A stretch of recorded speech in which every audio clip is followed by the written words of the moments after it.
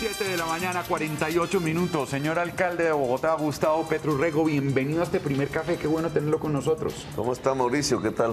Bien, señor alcalde. Hace Aquí tiempo no lo madrugados, tenía. listos para la jornada. Bien, hermano, le iba a decir. Sí, ya iba para allá. Bien, hermano. Bien, hermano. Como este es un programa de mamertivariedades, según algunos. Todavía decimos, hola, hermano. Hola, hermano. Oiga, hermano. Oiga, hermano. Oiga, doctor Petro, lo veo de camiseta, lo cual me parece muy bien. Espero que no sea chiviada porque... Oiga, doctor Petro, yo sí le quisiera preguntar primero, aquí para que hablemos un poquito de fútbol, ¿cómo ve las posibilidades de Colombia? ¿Cómo ha visto el equipo? Yo lo quiero oír hablar a usted de fútbol y de usted como estratega político, lo quiero oír hablar de estrategia futbolera que se parece ¿Usted mucho a quiere la de que la... aburra aquí a los televidentes? Tiene un punto de vista sobre eso, Tiene su ¿no? punto de vista. Siempre me ha parecido que como el fútbol es un juego en equipo, que difícilmente nosotros aprendimos a jugar en equipo, siempre expresa la mentalidad de una sociedad. Sí, ahí dicen mamerto, pero a mí me parece que siempre una sociedad se expresa a través de sus equipos. Cuando la sociedad está bien, los equipos progresan. Cuando las sociedades se caen, entran en crisis, fíjese, Yugoslavia, que era un equipazo, el de Yugoslavia, yo me acuerdo, era de los equipos que siempre llegaban a cuartos, etc. En el Mundial nos metió 5-1, ¿no? Pero se desplomaron, ahora prácticamente ninguno de ellos...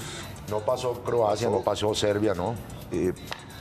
Y lo que está viviendo Colombia, entonces, si esta tesis es cierta, es que su sociedad viene creciendo, su sociedad viene superando problemas, su sociedad está aprendiendo a jugar en equipo, el individualismo cada vez es menos, ¿cierto? Cada vez hay que darle el turno al otro, juntos nos va mejor. Juntos nos va mejor como sociedad, juntos nos va mejor como equipo y ahí están las consecuencias. Porque yo creo que su teoría es muy cierta. Andrés Dávila, el profesor que usted ve acá, que ahora que conoce el doctor Petro, es un profesor de ciencia política que ha enseñado varios cursos sobre ciencia política y fútbol, bueno, precisamente, de cómo la hagamos sociedad discusión de la refleja, tesis. cuál es su tesis frente al fútbol y política, porque aquí hay un buen interlocutor con el tema. No, yo, digamos, comparto un poco la idea de que evidentemente los equipos de un país y más una selección en algún sentido representa a esa sociedad. Lo que creo también es que la relación no es tan directa, digamos, si uno se va a hacer como la historia de los mundiales, si no, pues digamos Uruguay, etcétera, no hubiera podido ser campeón del mundo. No, hay una relación, hay unos momentos en que concuerdan, como hablábamos la vez pasada, de los estados de ánimo de la sociedad y del equipo de fútbol, y sí hay alguna interacción en ese sentido. Pero si uno se va un poco a la historia estricta del fútbol, no siempre concuerda. Digamos, pues Argentina fue campeón mundial en la época de la dictadura, entonces ahí uno empieza a tener problemas para mantener esa idea. O un poco como decía Valdano, pues o Menotti, que cada país juega como vive, y la selección de cada país juega como vive. Eso en algunas ocasiones se cumple, pero no siempre. Si uno coge el Brasil de hoy, no, digamos, no se parece a esa historia de un Brasil alegre, digamos como... Pero perdóneme, pero ¿Colombia juega como vive o como vivirá? Es que ahí está un poco como esa dinámica entre presente y futuro de evolución social. Un poco la gracia del día de hoy, de los días que estamos viviendo en fútbol, es que tiene ambas cosas, ¿cierto? Porque hay ilusión, el qué será, el qué podemos ser. Hoy cualquier colombiano diría, es que podemos ser campeones del mundo, ¿cierto? Podemos. Ya no la creemos. Sí, y se toca, y se ve posible, y se palpa. Es una ilusión que ya veremos esta tarde, pero esa parte de ilusión también tiene una realidad presente. Yo estoy de acuerdo, ¿no? Eso no es reflejo, no es como un espejo, entonces el equipo de fútbol va exactamente como va la sociedad, no, pero hay una relación. Aún discutiría lo de Uruguay en aquellas épocas, en los primeros mundiales. El cono sur latinoamericano era poderoso económicamente. Digamos, una Argentina de los años 60 o antes de los 50, incluso de los 40, de la época de Perón. Una Argentina en esa época era similar a Noruega, a Suecia, era uno de los grandes países del mundo, ¿no? Y el fútbol en el cono sur, incluido Brasil, tuvo esa fortaleza porque era un cono sur que como sociedad fue poderosa. La época del populismo, ¿no? Ahora que les gusta hablar de esa palabra, el populismo latinoamericano, que fue básicamente argentino, uruguayo y brasileño, pero es el cono sur. Pero digamos, yo estoy de acuerdo, eso no es un acto reflejo, no es un espejo, entonces aquí pasa esto y en el fútbol pasa esto inmediatamente. Pero en Colombia hoy tenemos una sociedad que ha crecido, que ha superado problemas gravísimos y que está ilusionada. Y eso se expresa en su fútbol. Alcalde, y si uno avanzara del término ilusión o retrocediera, según se vea, a otro que es más complejo y más denso, que es el de la utopía. Se la pongo en ese sentido. Sí. Hoy Colombia puede pasar a las semifinales y como usted lo dice, puede ser campeón de fútbol, campeón del mundial. ¿Eso es una utopía o es posible? Y se la pongo en este parangón. Hoy Colombia está avanzando hacia el cuarto punto en las conversaciones de La Habana, se abre un diálogo de paz. ¿La paz es una utopía o la paz es posible en esa dinámica que el país también está totalmente sintonizado en el optimismo por el fútbol y por la paz? La utopía es una sociología de la ilusión, digamos. La utopía es la manera intelectual, y alguien diría por ahí en la derecha, mamertoide, de hablar de la ilusión, pero son lo mismo. Sí. Lo que pasa es que utopía es posible, igual que la ilusión es realizable. Nada lo predice, nada lo asegura, pero una ilusión se puede realizar igual que una utopía se puede volver realidad. ¿Y cómo mezcla usted en ese caso paz y selección? Para un país que lleva siglos en guerra como Colombia, sí, que es de las pocas sociedades del mundo que vive en conflicto armado y violento casi que permanente, la paz es una utopía, la paz es una ilusión. Pero como ninguna guerra es eterna, como ningún país ha demostrado en la historia del mundo que vive permanentemente en guerra, que las guerras se acaban, entonces esta es una utopía realizable. ¿Usted se imagina un país campeón del mundo y en guerra? ¿Y nos puede pasar eso? Ha pasado, ¿no? Bueno, sí. Bueno, digamos no tanto en guerra. En preguerra. Con Argentina, los nazis. Los nazis. Y Italia con Mussolini, 34-38. Y ¿quién fue campeón en el 38? No, Italia. 34 y 38 con el Duce, con Mussolini fueron campeones. Y obviamente el Duce en la final con sus camisas negras. A un año antes de la guerra. Hitler, la Alemania de ese entonces no fue hasta el 54 en Suiza, cuando ganó el primer torneo. Sí, claro. Alcalde, pero ese jugó no fue en Berlín, ¿en dónde fue? En las Olimpiadas del 36, en Berlín. En Berlín. Alcalde, ¿quién ganó ahí? ¿Usted cree que...? No me acuerdo. ¿Sí se acuerda uno de Jesse Owens en el 36, Moreno, que le ganó a los arios gigantes en su casa? A los grandes. ¿Usted cree que hay una relación mecánica entre lo que significa el buen momento del fútbol que tenga influencia sobre la paz? Es decir, tanto en los negociadores como en la cultura popular, como en el ánimo optimista. ¿Será que eso funciona? Sin ser mecánicos, pero sí funciona. Pero usted era mecánico, ¿no? Yo soy mecánico. O sea, que una cosa cifrada, no, lo voy a decir. Es un código de manera coloquial, en la época del M19, a la gente del M19 se le decían los mecánicos. Sí. O le decían la Magdalena. Y después se volvió el M. Y los del M. Bueno, y sin ser mecánicos. Sin ser mecánicos, existió una vez una cosa que llamó la guerra del fútbol. Salvador y Honduras. Sí. Contrario, ¿cierto? Provocó una guerra y a partir de un partido de fútbol. Pero también hay unos ejemplos al revés, Sudáfrica. El esfuerzo de Mandela de construir una selección que entre otras también tiene que ver con este tema sociológico. ¿Cómo es la selección sudafricana, cierto? Negra, blanca, o mezclada, multicolor diríamos nosotros. Pues Mandela se dedicó a hacer la selección diversa y se le convirtió no solamente en fútbol, sino en otros deportes que ellos quieren, les gusta, se les convirtió en instrumentos de paz. El rugby. Uno si mira el fútbol europeo hoy, que es varios mundiales para acá, y bueno, ¿y qué hace un señor de color en la selección francesa? ¿Qué hacen los árabes en la francesa? ¿Qué hacen en la alemana, en la inglesa, en la italiana, cierto? Las sociedades europeas hoy no son sociedades blancas, hoy son sociedades multiculturales, multirraciales, multirreligiosas, y se expresan sus elecciones, y en cierta forma el fútbol europeo aún compite con nosotros, aún es por su diversidad. Si no existiera esa diversidad, ya hace tiempos hubieran quedado relegados en el fútbol. Si no hubiera África. Alcalde, Si no hubiera África y Colombia y América Latina. sí. el libro que Carlos Fernando Álvarez tiene ahí un libro que se llama Yo construí el Dorado, que es la historia un poco de... Es la Yo historia... colecciono libros. Mi vida se divide por bibliotecas quemadas. Uy, Me las quemaban. Hay quemadores de libros. le quemaron.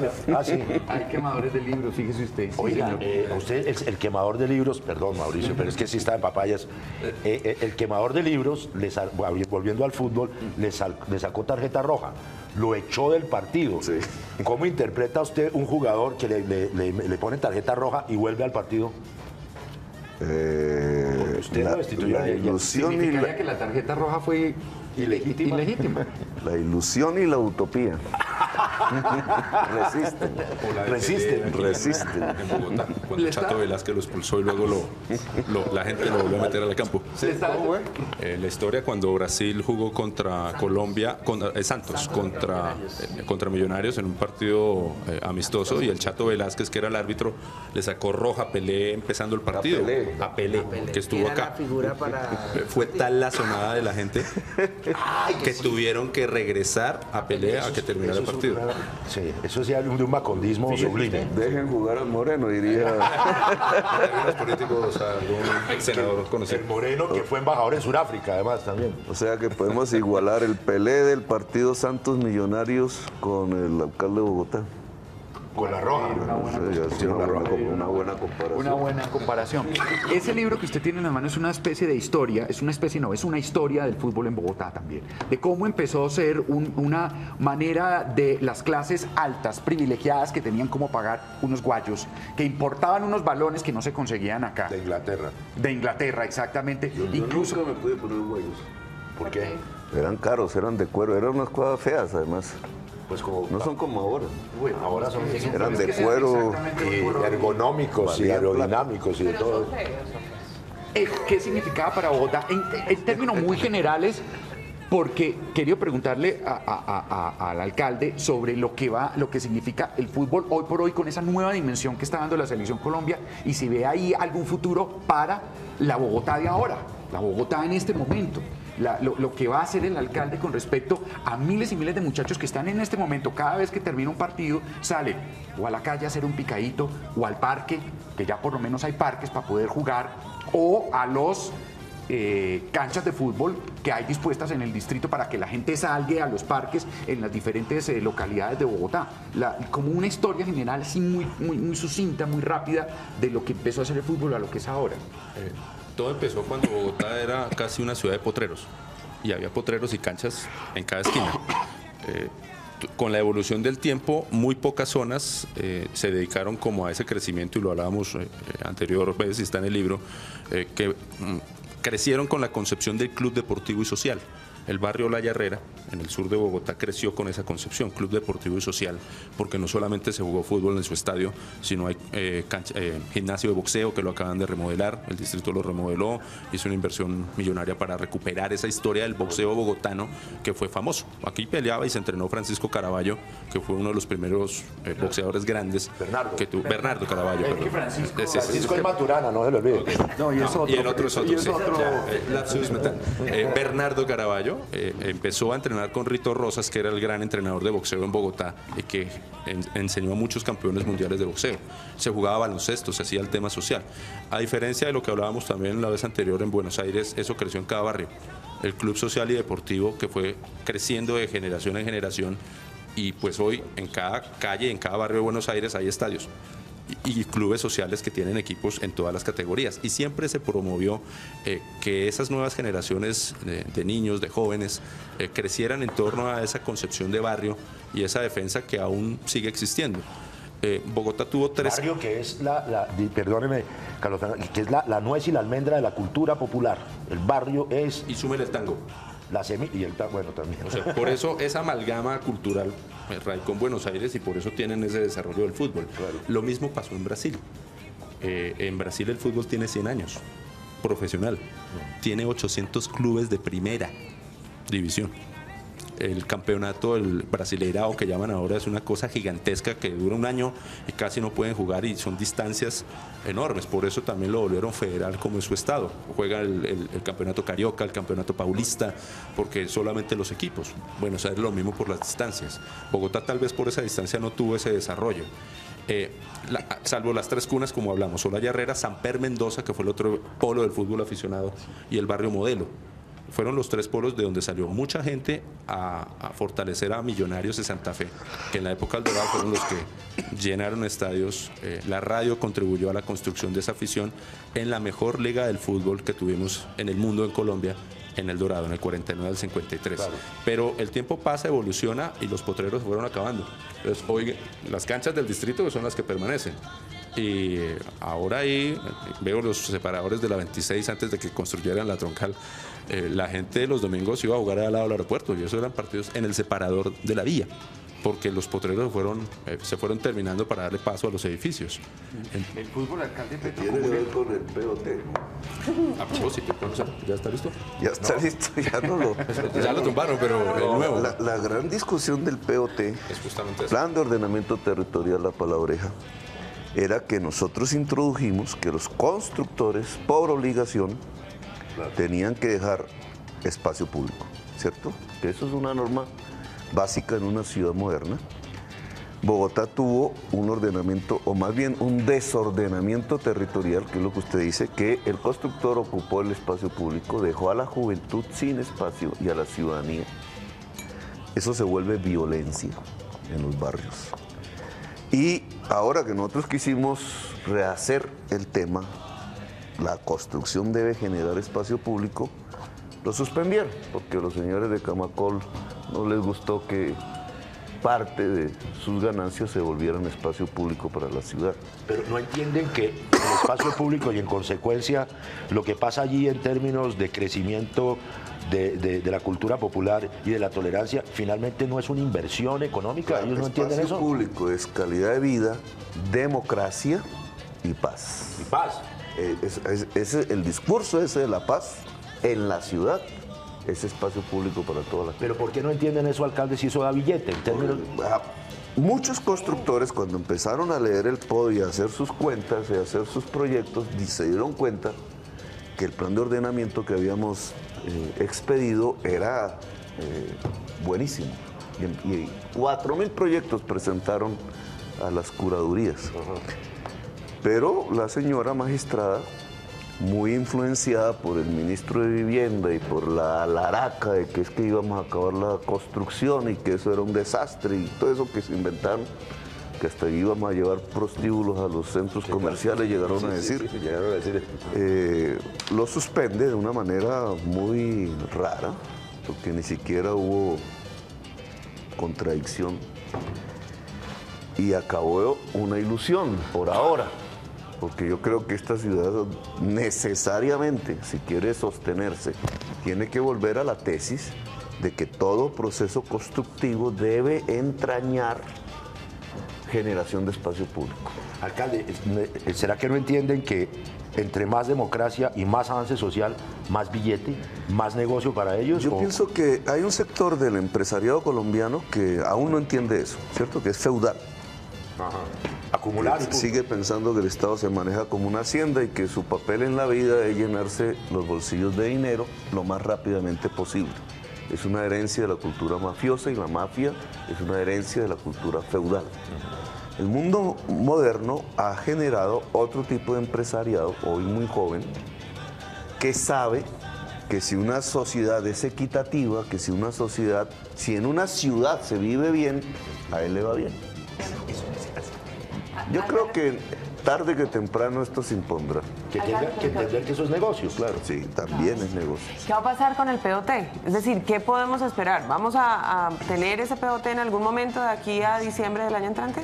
En este momento está en discusión en una subsección, porque nosotros hicimos súplica. Igual que el procurador hizo súplica para destituirme, nosotros hicimos súplica para que el plan de ordenamiento pueda vivir. Son 3 magistrados. Si los 2 magistrados, entre esas la presidenta del Consejo de Estado y otro magistrado que ya dijo que el Consejo de Estado no era competente para estudiar el POT, porque eso tenía que ser estudiado primero por un juez, la primera instancia, ver si es legal o ilegal, porque fue demandado por Camacol, la Cámara de Comercio de Bogotá y la Cámara de Infraestructura de Bogotá y el ministro de Vivienda. Entonces, si esa instancia decide que efectivamente el Consejo de Estado no era competente, porque es la segunda instancia, nos quitaron la segunda instancia, entonces volvería a vivir. Y tendría Bogotá la oportunidad, que ya alcanzó a ver en los meses que estuvo, 6 meses, miles de proyectos generadores de espacio público, otra vez entrarían a las curadurías, los que estaban en trámite se volverían realidad, y la ciudad de Bogotá podría experimentar lo que ya las grandes metrópolis hacen, y es que se puede construir y generar al mismo tiempo espacio público. Este tema del espacio público es clave y me alejo un poco. Bueno, está articulado al fútbol, claro, porque sin espacio público no hay fútbol. No, y las nuevas generaciones no tienen dónde practicar y eso lleva a pandillas, lleva a violencia. Pero está ligado al tema de la juventud. Incluso una discusión que yo creo que es importante que se airee en la ciudad de Bogotá. Los amigos de Mocus dicen, esta alcaldía no incentiva la cultura ciudadana, ¿cierto? Una crítica que hacen. La cultura ciudadana se ve como un sistema para enseñarle a la ciudadanía a convivir, unas reglas de convivencia.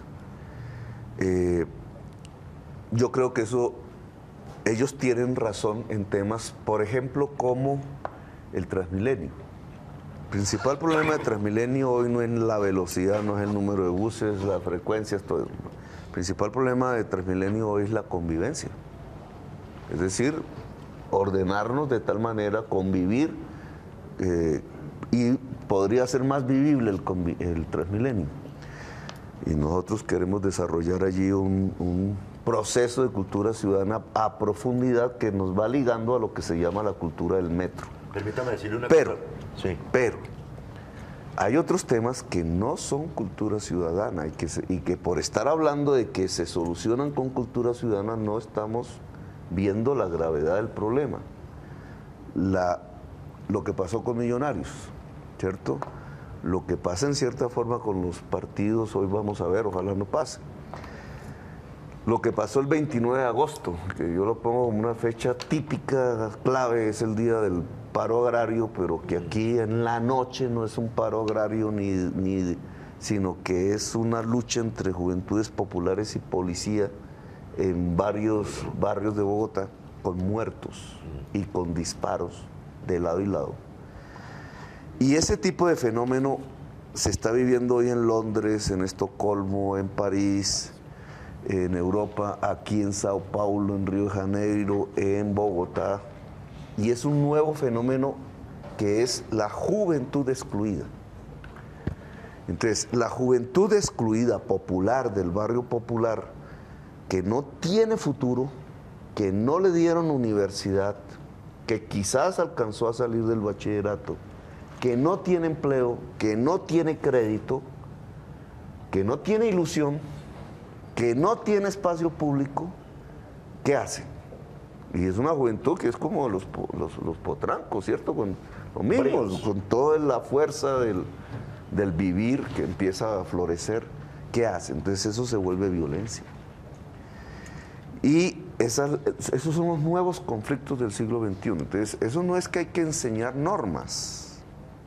Es más, yo diría, es que esas juventudes deben tener la capacidad, debe dárseles la capacidad de hacer las normas, de darles el poder, de darles el espacio público.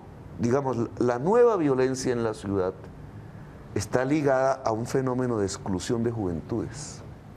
Y la nueva política pública de seguridad ciudadana está ligada estrechamente a una inclusión de la juventud en el poder y en la democracia. Y aquí, eso urbanísticamente, ¿cómo se come? Con espacio público. Pero ¿cómo se lograría que los muchachos, lo que usted dice, alcalde, pudieran ser actores y protagonistas de autonormativizar su vida? Es decir, es una cuestión de ir hacia el poder político o dentro de la ciudad misma. Darles poder en el barrio. Mire, hay Darles poder en el barrio. Fenómenos como este, las acciones comunales, organización que yo respeto mucho, pero generalmente es de gente de edad, ¿cierto? Sí, claro. Que usted ve la Junta de Acción Comunal y... Somos los cuchitos. pues, sí, ya nosotros hacemos parte de esa Usted no, generación. hombre. Los mecánicos.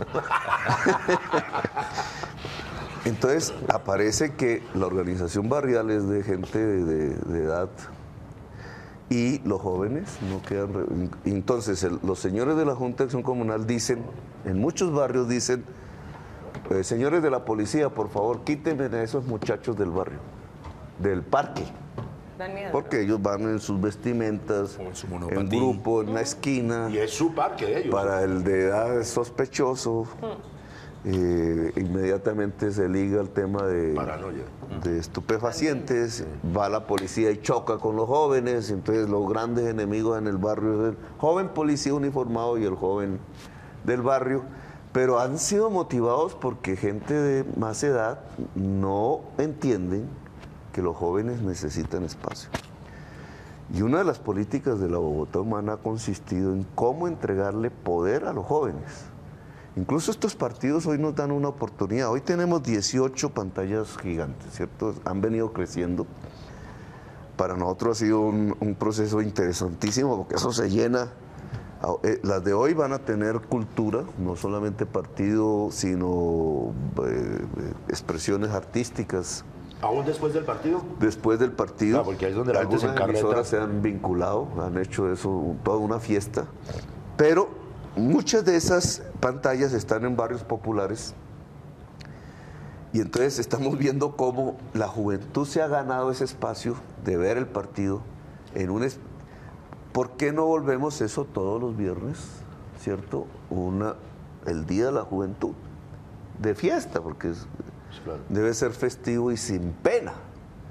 O sea, la sociedad debe admitir que su juventud se divierta, porque es necesario que tenga el espacio. Si la juventud empieza a ganarse el espacio de los barrios, el parque, la fiesta, la posibilidad de estar, de ser tranquilamente en un barrio, empezará a decidir otras cosas. Bueno, y la educación, y el colegio, y qué pasa con la universidad. Y nosotros no tenemos derecho, dirán ellos, a educación superior. Nos condenan a ser secretarios de por vida, torneros de por vida, o podemos estudiar matemáticas y física y astronomía. Sin ninguna movilidad social. Claro, entonces,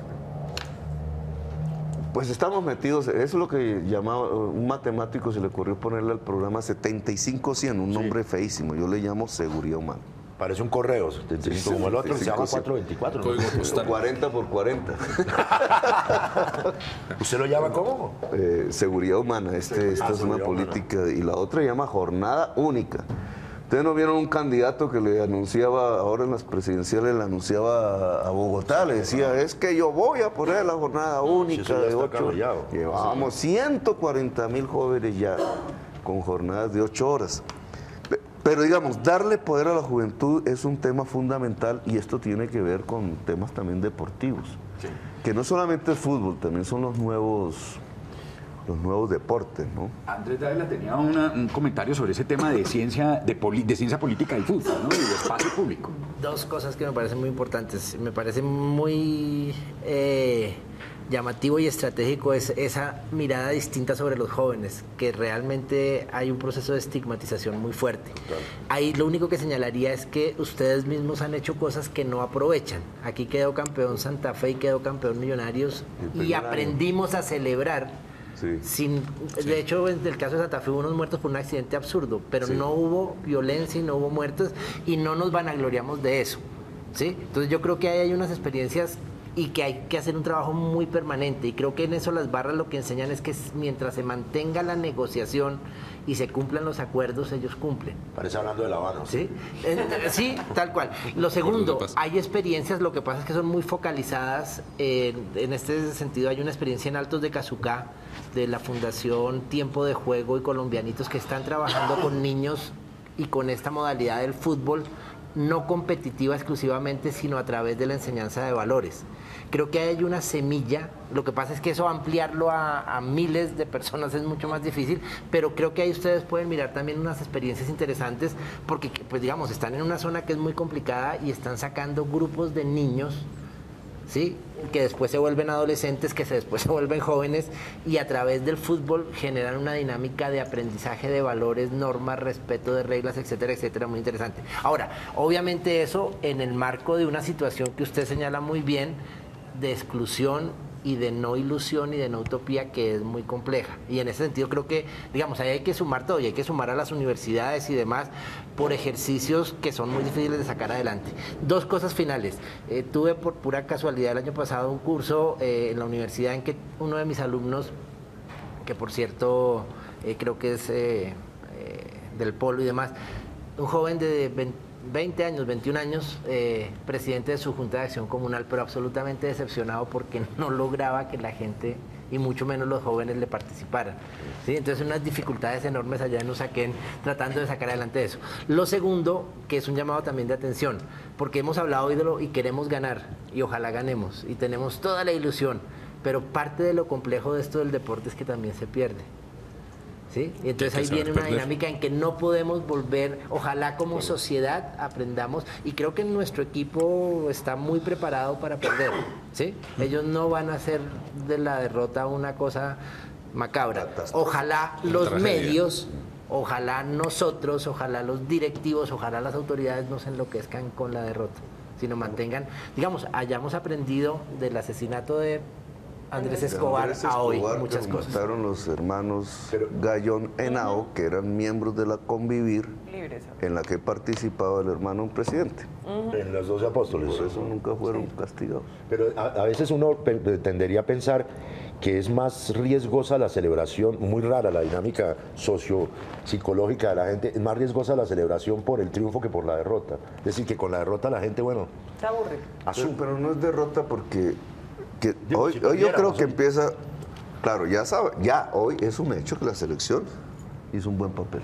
Claro. Cualquiera que sea el resultado esta tarde. Supongamos que esta tarde se pierde ante Brasil. ¿Qué vamos a pensar nosotros? No pudimos ahora, pero vamos a poder.